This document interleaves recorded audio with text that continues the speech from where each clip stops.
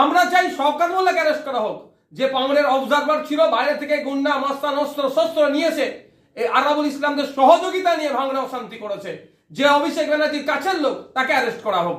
আজকে সামগ্রিকভাবে দেখা গেল যে আরাবুলকে অ্যারেস্ট করা হলো এবং দীর্ঘদিন ধরে আরাবুলের সঙ্গে আপনার একটা সংঘাত রয়েছে এবং আজকে আরাবুলের অ্যারেস্ট, এটাকে আপনি কিভাবে দেখছেন? আমার সাথে আরাবুল ইসলামের ব্যক্তিগত কোনো সংঘাত নাই।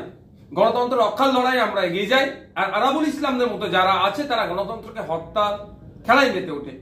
আমাদের দ্বারাই আমাদের পার্টি কর্মীকে খুন করেছিল, সেজন্য আমাদের দ্বারাই কলকাতা হাইকোর্টে একটা কেস করেছিলাম। শুনলাম নাকি সেই কেসের ইনভেস্টিগেশন চলছিল, যদি আমরা সিবিআই ইনভেস্টিগেশন চেয়েছি, যদিও কোর্ট দেয়নি। তো কেসটা কোর্টে রান করছিল, খুব তাড়াতাড়ি কেসটা উঠতো। কোর্টকে কি জবাব দেবে সেই জন্য হয়তো অ্যারেস্ট করেছে আরাবুল ইসলাম সাহেবকে।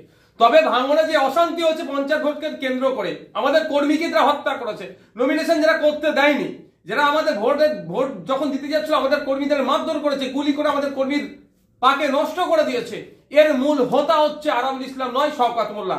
যে শওকত মোল্লা অভিষেক ব্যানার্জির কাছের লোক, সেই শওকত মোল্লাকে অ্যারেস্ট করতে হবে। প্রয়োজনে আমরা এটাকে নিয়ে উচ্চতর আদালতে যাতে আমরা প্রস্তুত আছি, যদি সাবজুডিস ম্যাটার চলছে। আমরা চাই শওকত মোল্লাকে অ্যারেস্ট করা হোক, যে পাউন্ডের অবজারভার ছিল, বাইরে থেকে গুন্ডা মাস্তান অস্ত্র শস্ত্র নিয়েছে, এই আরাবুল ইসলামদের সহযোগিতা নিয়ে ভাঙড়ে অশান্তি করেছে, যে অভিষেক ব্যানার্জির কাছের লোক, তাকে অ্যারেস্ট করা হোক।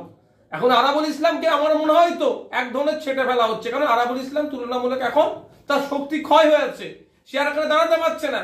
আর মমতা ব্যানার্জির ভাষায় দুধেল গাই, তো দুধেল গাই এখন দুধ দিতে পারছে না, সেই ওকে বাজারে তুলে দাও, ওকে অ্যারেস্ট করে দাও। এখন শওকত মোল্লাকে হয়তো ফুল প্লেজে খেলার মতো সুযোগ করে দেওয়া হচ্ছে। আমরা শওকত মোল্লার অ্যারেস্ট চাইছি। শওকত মোল্লার নেতৃত্বে ভাঙড়ের সমস্ত রকম অশান্তি হচ্ছে, তাকে যদি অ্যারেস্ট করে আমরা আইনের দ্বারস্থ বাড়াবো।